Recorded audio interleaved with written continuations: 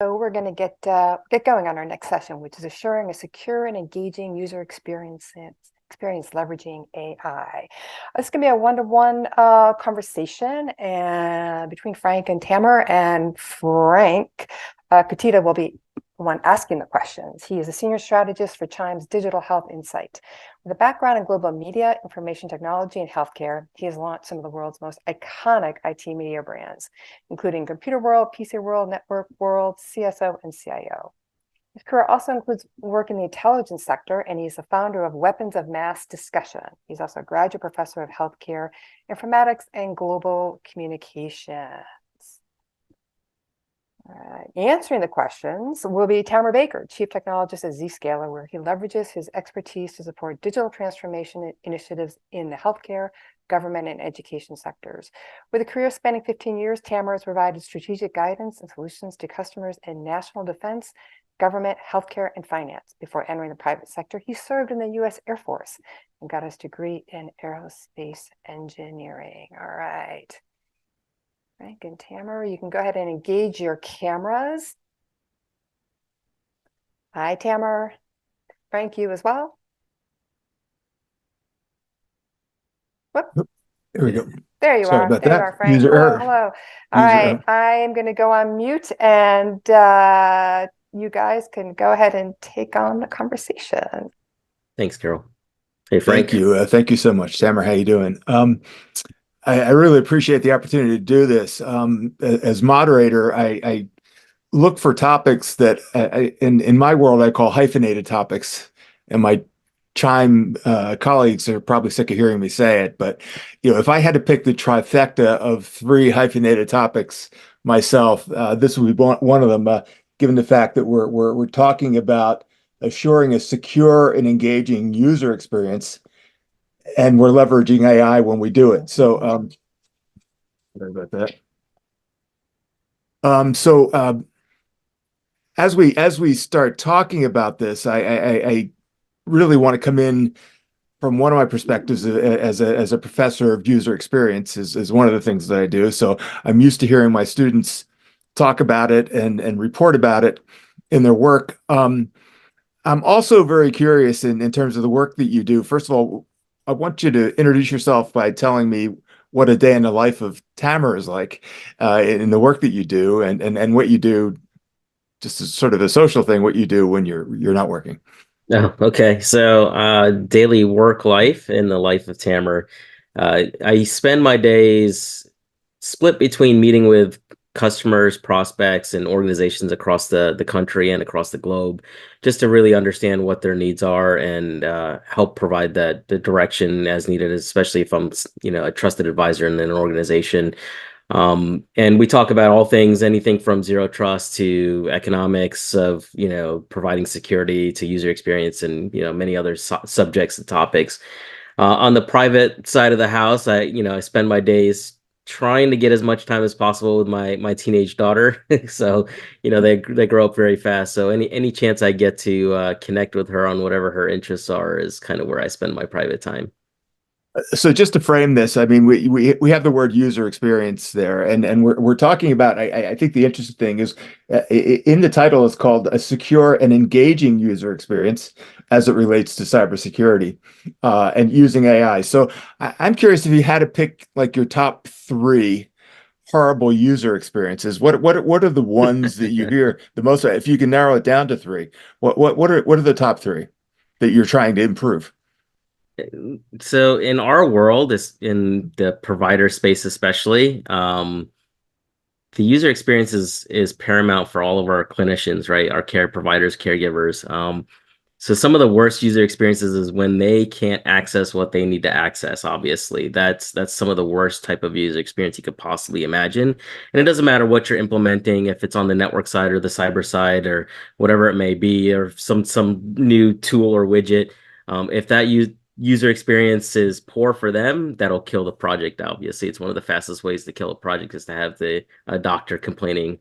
So that's one aspect of it, but other pieces are kind of a little bit more minor, where maybe they have access to the things they need, but they don't like spending an extra 2 minutes to get there, or they don't want to spend an extra time to do an additional authentication or do an additional login, right? So those are bad user experiences. To in our eyes, it's like, okay, it's not really a big deal, but in their eyes, that's a terrible user experience for them. So Hmm.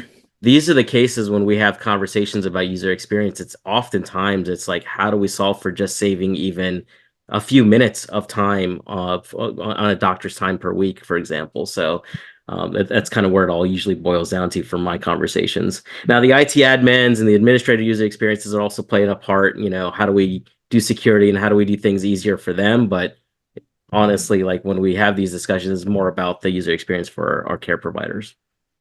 Interesting. So when we look at this, we start seeing how providing this secure environment is critical, and that we see more and more as it relates to AI and being able to do that. I mean, we can't have a conference without repeatedly saying AI in some way, shape, or form. The previous panel was fantastic in terms of the way they approach it. Everybody's going to approach it differently, and so I'm looking for that angle, and I'm especially looking in some of the chats in the previous session. The word bright shining object came up quite a bit in terms of some of these AI approaches. And one of the things I know that we've spoken about in the past is this washing thing. There was greenwashing, which meant every product had to have something sustainable in it.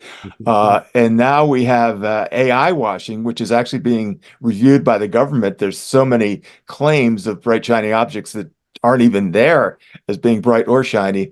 And then I'm arguing that we might get to a certain point where we have zero trust washing, where everybody has to have those terms. So how do you see AI in terms of the reality? And I know that you have certain AI priorities you see enterprises using. So how do you see AI in reality versus sort of a bright shiny object or uh, AI washing for that matter?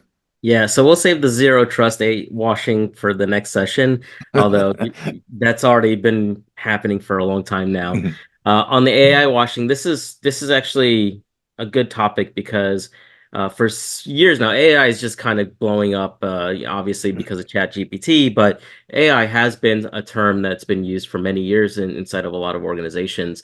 Um, the thing that always got to me and bothered me about this AI washing is that what people were calling AI wasn't actually AI. It was just ML, right? It's machine learning, and there's a Mhm. lot of confusion between machine learning and actual AI.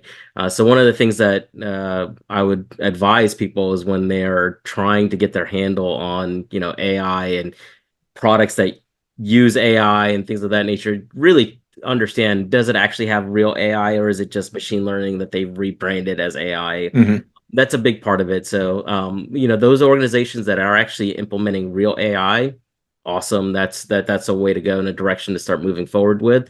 But if you investigate and you really find out like maybe they're just calling it AI, we should Mhm. probably have another conversation around that. So that's one component. Now, there are different types of AI. So in the previous session, I heard a few comments about, Gen AI as an example, but in the scheme of a health system, we have to consider AI in a few different ways.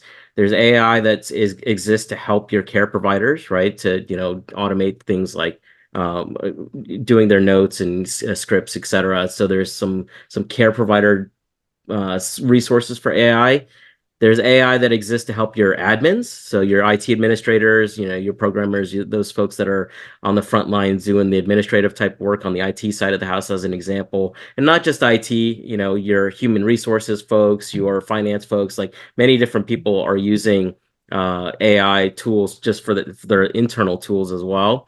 And then there's also the AI that exists for research, right? So we're leveraging AI more on looking at the research and understanding if we can come out with better outcomes, better patient outcomes, because the computers and the machines can hopefully dive through a lot of this research a lot better than humans can.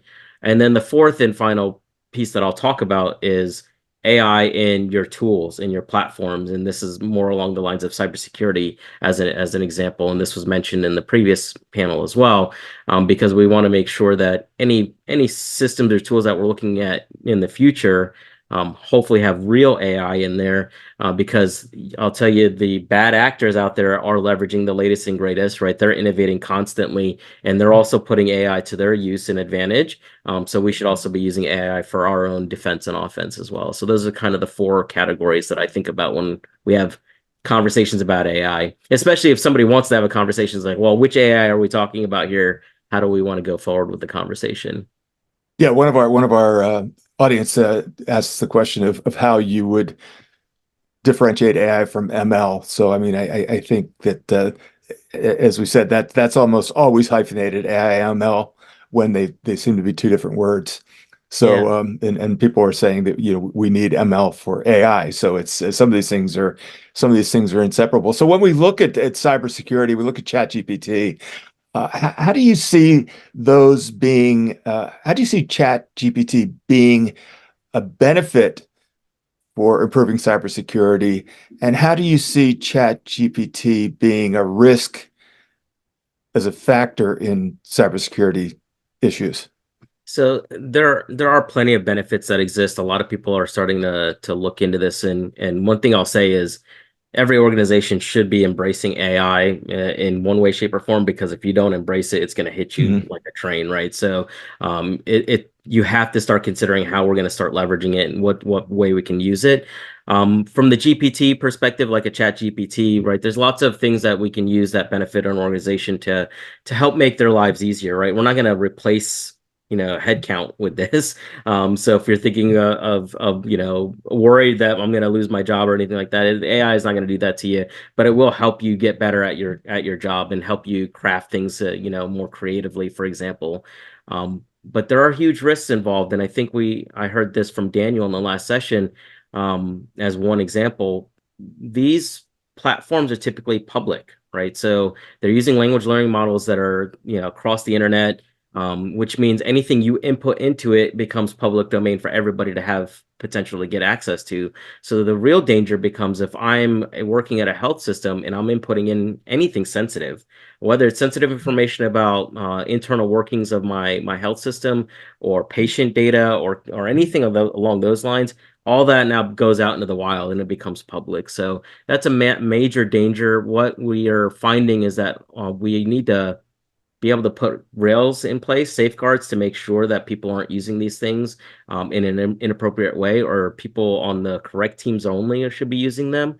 But the alternative option is you don't have to use the public Gen AI, right? You don't have to go that route. You can use the private models now. It takes a little bit more to stand up on your end, because you have to give it the data, you have to build your LLMs and give it the things that it needs to make your users smart, but it keeps all the information confidential and private just within your organization, as an example. So that's one way you can start implementing AI, but not do it with that huge risk of data going public. Interesting. I have a program called Health Stealth Radio that I did a couple weeks ago with one of the heads of Planned Parenthood, and she was talking. The topic was the cybersecurity aspects of reproductive rights. As crazy as that sounds, that we even have to talk about this these days. And she Yep. was saying exactly what you're saying. How ChatGPT and other forms of artificial intelligence were being used to track people who might be getting reproductive right care across state lines, for example. So, I mean, the net is cast very broad, and the information is it's so personal in terms of what we have to secure. So, I'm always very curious about how Chat GPT is going to be used as sort of a cybersecurity factor in terms of finding a trusted source of knowledge for people. So if people are guiding a conversation in ChatGPT that in a different direction than they should be, considering the delivery of care, then that to me seems like a new form of cybersecurity issue of it, just like the government would guide conversations in one direction or another. Yeah. No, I fully agree, and that's why there's got to be some kind of safeguards in place, guardrails that we're talking about. So who can use it in your organization?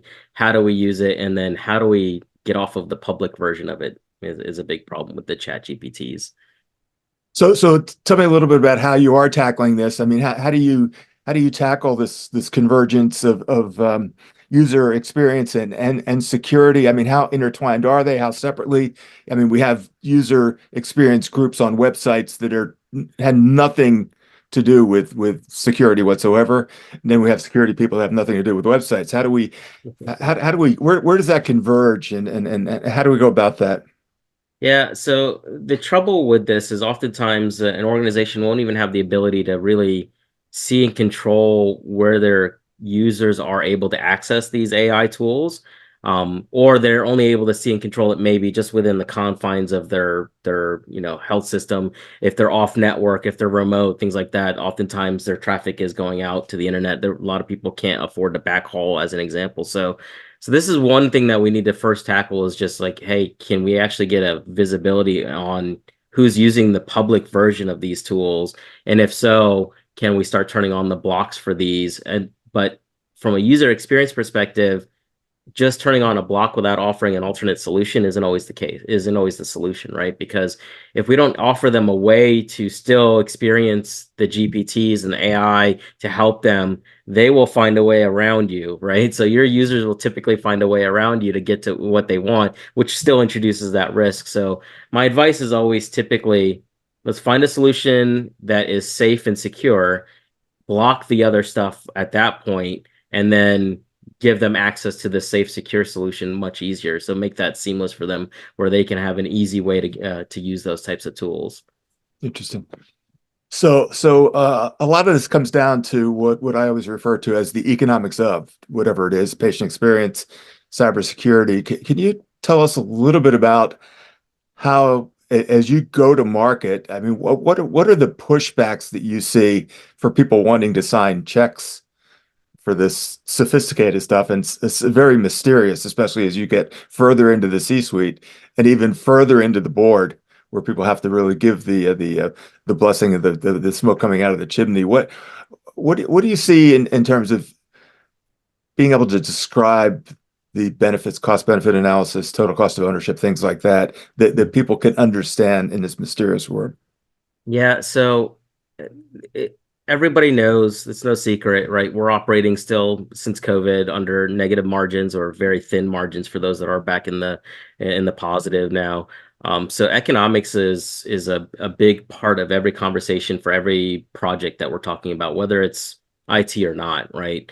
And as you mentioned, right, the cybersecurity is thankfully getting more notice. They are getting a little bit more funded, not everywhere, but oftentimes I am seeing some better funds flowing into cybersecurity. But when we think about the economics of doing anything security related, including the AI path or getting better user experience while also getting more secure, some advice that I have is really start leaning on a platform that can really help across many different parts of projects. So not just focus on one area. Maybe they're going to help with this, plus, something with the remote users, plus with my AI project, plus with my data protection in place. There's lots of different possibilities you can look for these platforms, so that now you shrink the 40 vendors that you rely on, and the economics of taking out 40 vendors and putting in 3 or 4 strategic vendors makes a lot of sense, right? It makes it easier from a upfront financial cost,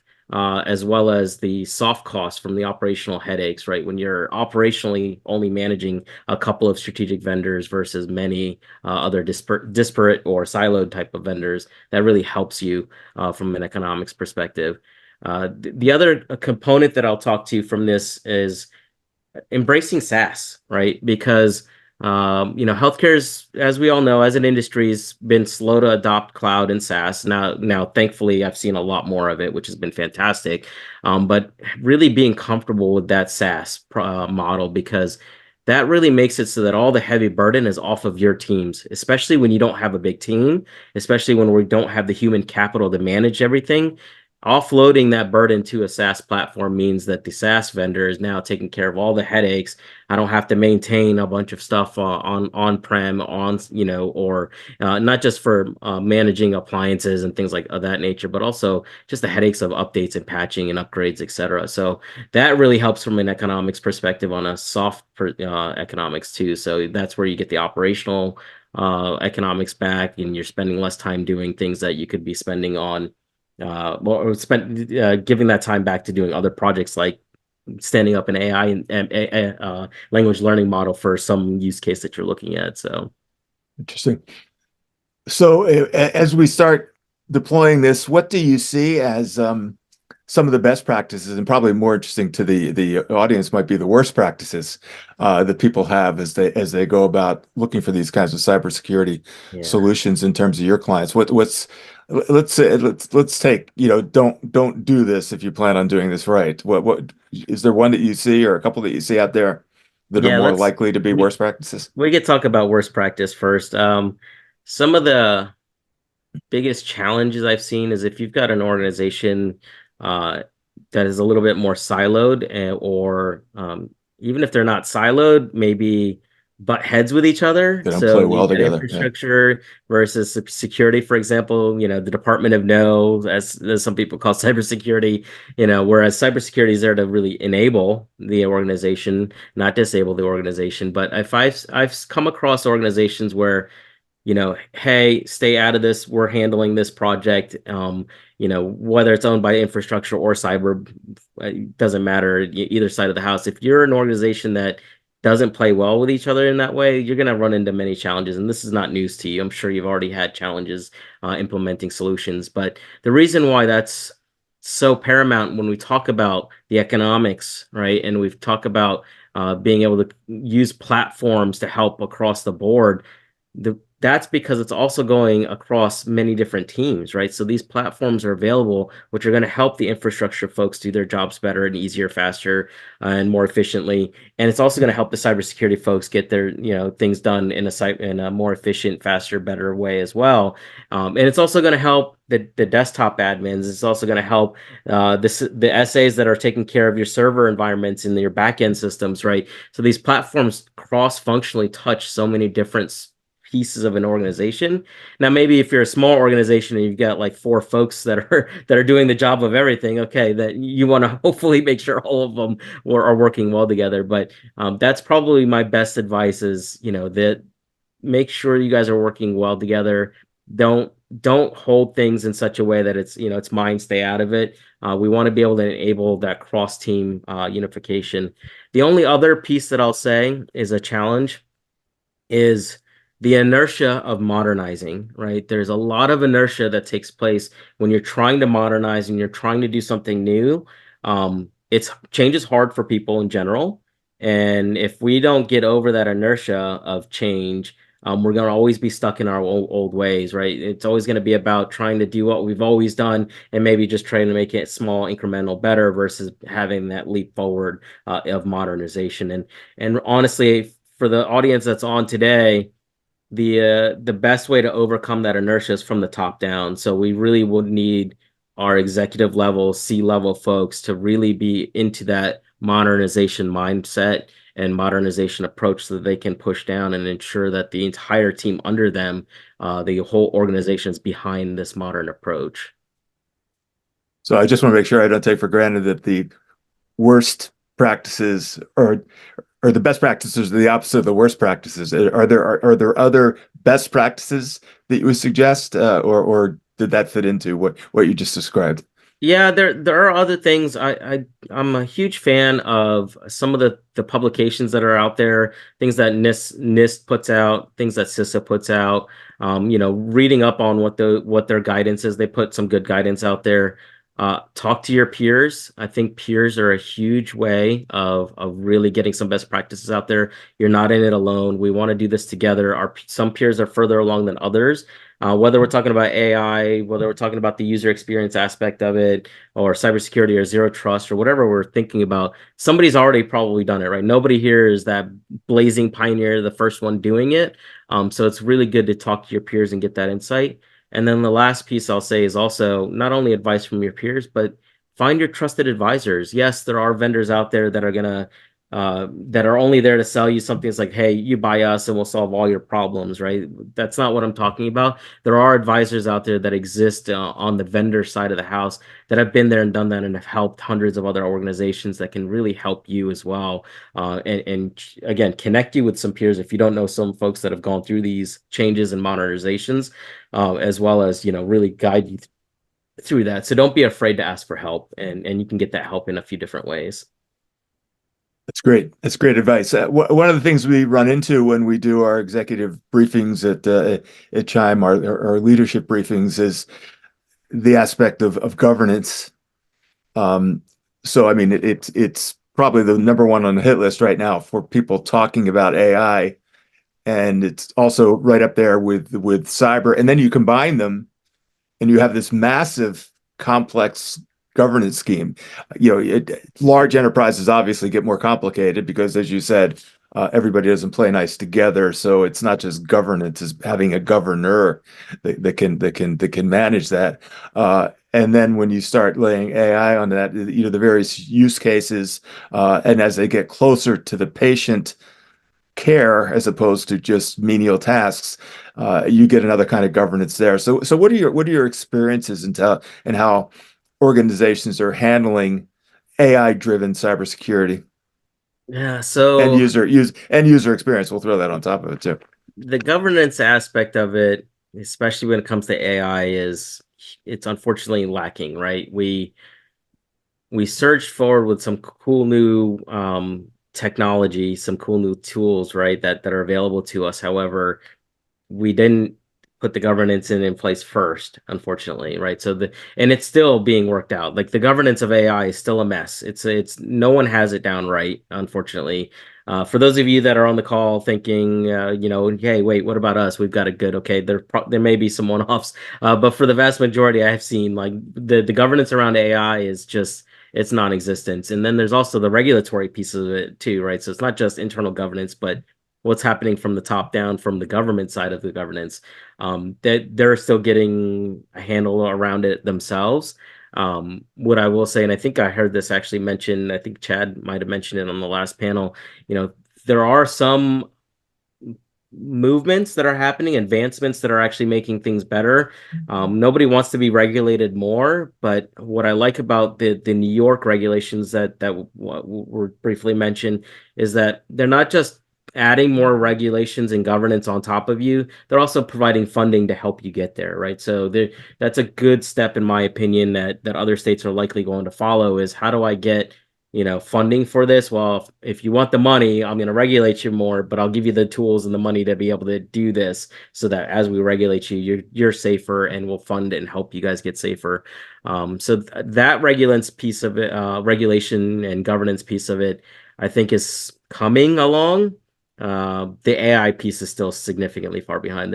There's no real good governance around AI yet that I've seen. And if you have really strong governance around AI, I would love to talk to you and understand how you're doing it so I can also help others that are doing it. So, Yeah, we're covering that quite a bit in our conferences, so it's really the flavor of the month right now. So, who are you seeing as part of the collaborative teams that are involved in reviewing and buying this technology? I mean, obviously the normal suspects, the security information officers and CSOs, whatever acronym you want to use.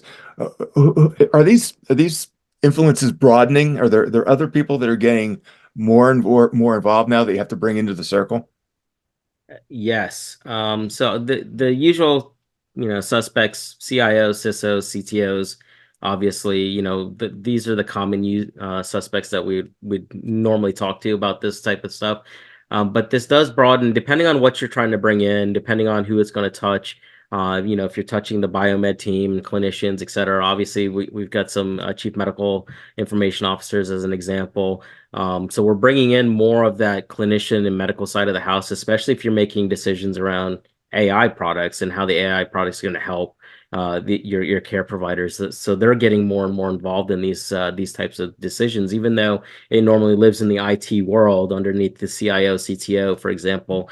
Um, the unfortunate new users that I'm having more conversations with these days too is the legal counsel, right? The chief counsel, or GC or however you call it in your organization, Mhm. general counsel. They're getting more involved usually post breach, right? So especially if the breach was splashed all over the news and that becomes even more major.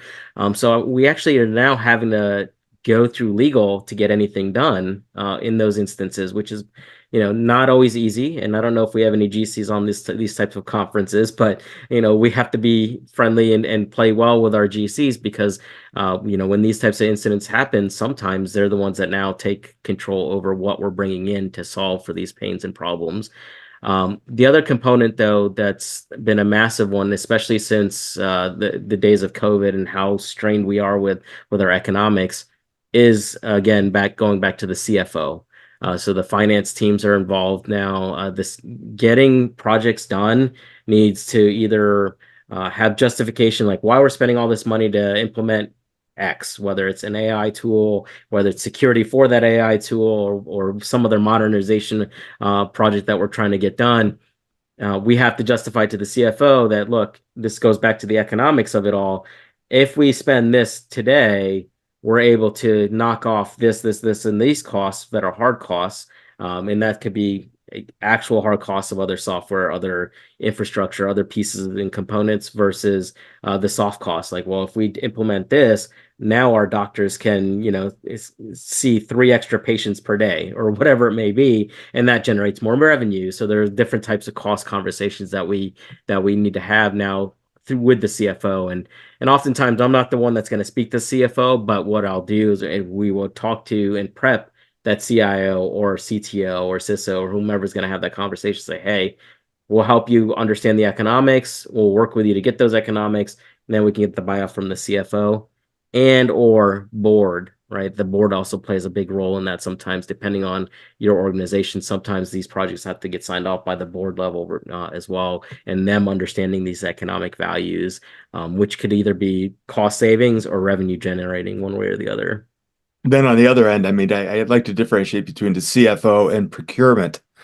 So, we're seeing more and more times that the people who are buying the Xerox machines and the paper clips start getting involved in sophisticated technologies and the learning curve that they need to have in order to do that. I mean, it's hard enough with a CFO uh, who's directly connected, but then you start getting it farmed out to procurement departments. You ever bump into procurement being involved in the Yeah, buying? it does happen, uh, depending on the type of organization you have and how procurement Mhm. runs. These are the instances now where it becomes a pain where you're trying to implement some new modern project, and on paper, it looks like there's 4 other solutions that could do it for, 100 times less, Mhm. as an example. Like, hey, they all check the same boxes, but this is again, well, it says AI, but is that box really AI or not? Like, procurement's not going to know the difference of somebody that's actually using AI versus somebody that just has it on a checkbox, right? So that's the Mhm. real challenge, is differentiating the different checkboxes and line items. And it's really all of our jobs to work together so that we understand those differences, so that when procurement raises that up and say, yes, I do need to spend 10 times more on this because this is not actually going to solve our problems, even though it looks like it on paper. Here's where the real challenges are that we're not going to solve for. So those conversations can be difficult, but it's not unsurmountable, right? We can get over those types of humps. Yeah, and it just is part of that ongoing education that everybody in every organization has to take a cybersecurity test about phishing and how to be able to determine whether it's a phishing attempt or a regular email. So, I mean, I think that might be the education level that most people have. They know this word phishing because I had to take it in order to get my paycheck next month. One of the panelists from the last session brought up one of my favorite words or favorite terms of data exhaust. So I'm sort of curious in terms of Zscaler. You know, Google Analytics has a new algorithm and new kind of data exhaust about this zero cookies type thing. And what are some of the new forms of data exhaust that you see? I mean, because your product is more than just the cybersecurity part. You say it's user experience, which is key, and making it engaging user experience for cybersecurity. There must be some data points there that are unique that you're looking for that come as the exhaust off of your systems. Yeah, so I'll use 2 of my favorite data points on user experience as an example. Um, Both of them are slightly related. So one of them is the CTO that I talked to, who told me that one of his biggest pains of his job is satisfying his remote radiologist, and their chief radiologist there is constantly breathing down his neck about being able to do their jobs, right? And this is again all about the user experience. Um, Once we've implemented and put them through a better modern approach to doing things, that remote radiologist literally goes up to the CTO and tells them, this is the best thing I've seen you ever put on my system ever. Like, how do I get this out to the rest of my radiologists? What do I got to do to make this better? Because now I can capture and see, several more images per day, right? That's a lot more revenue generating, but that radiologist is now happy. That was a great data exhaust point, right? It's a human element for a point, not a data point on a statistic, looking at charts. The other one that is very similar in vein to this one is another CTO that told me that their radiologist literally walked up to him and gave him a hug and said, "Thank you so much for making my life better." Right? That's a user experience that Mhm. if you can get a hug from one of your biggest pains and say, "Hey, thank you for finally making my life better," that is a great data point from a user experience perspective. When somebody that's nothing but a big complainer for you ends up becoming somebody that's a big advocate of yours. So I love that as a user experience data point. From other data exhausts and data points that we're talking about from an AI perspective and the user experience perspective, right? This is where we're leveraging, and people may not realize this, that Zscaler transacts over 300 billion transactions per day, right? That's 50 times more than Google. Um, but out of those 300 billion transactions, we get another 300 trillion data points out of this daily. 300 Hmm. trillion. And we're actually, when we talk about AI and language learning models and LLMs and databases, that becomes part of our LLM, right? That many data points, and we're using that to actually in reality use this AI to make the user experience better, because now we're able to see so much data on how people are doing things across the globe and automatically come up with ways to say, hey, this is a suggestion for these users. Maybe we should implement this or allow these rules or block these rules because this is what we're seeing across the board. We'll provide those suggestions in the AI using our AI now to make your users have a better, faster, more seamless experience as well. If you look 5 years out, I mean, every conference I go to, somebody says, well, in 5 years, this is what it's really going to look like with AI. So if you're looking out 5 years, which is really a long time considering the product life cycles right now, what do you see as being the least intrusive user experience that somebody in healthcare would have? Where do you see this going where it's it's it's not zero trust, it's zero touch at all? I Yeah, mean, it's where's it gone? seamless. When it becomes invisible to the user and the user doesn't even know they're secured, right? They're just doing their daily job, Mhm. and the security is already happening for them. That seamless experience is where it needs to be for everybody in the next Mhm. 5 years from now. It's going to be But completely how's it seamless. going to get there? Is that going to be retinal? I mean, what's the technology going to be, do you suspect, looking at quantum computing techniques and things like that? Yeah, I don't think we're quite there yet. Yeah. I think quantum's not going to be much more widespread for several more years after 5 years. No, I think what's going to end up happening is going to be what users are normally used to using. So whether it's Improvada's badge scanning or whatever it may be, whatever that are used to, we incorporate that into the security functionality so that it's still seamless to them and they're not doing something newer, they're not seeing something newer. For Hmm. them it becomes a seamless experience so that they're getting the security that's needed without them even realizing they're being secure, whether they're working from home, because we're doing a lot more healthcare at home these days as well. Or in the actual physical building, like, it doesn't matter, that user experience will become seamless and invisible. I think that'll be adopted more and more over the next 5 years, where the users won't even know the difference.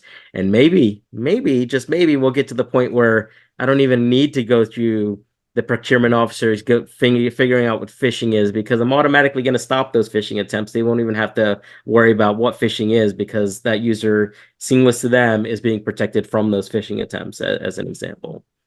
Okay, I think we've come to the end of our the fire burnout here for our fireside chat. So I think we'll leave it at there. This is fantastic. It's always great talking with you. We thank you for your support of the conference, and we thank you for your insights, and hope to see you again. No, thanks for having me. It's a Okay. pleasure chatting with you, Frank, always. So, and if anybody has any additional questions, comments, concerns, especially about on the economics of doing stuff like this, we have an ESG report. I think people know who ESG is. They do these types of reports on economics values of certain things, and we'll make that available if anybody wants to understand the economic value of having something like a modernized, SaaS platform in place. You'll have a link downloadable to that. That'd be great. And we'll be sending out follow-up material. Okay.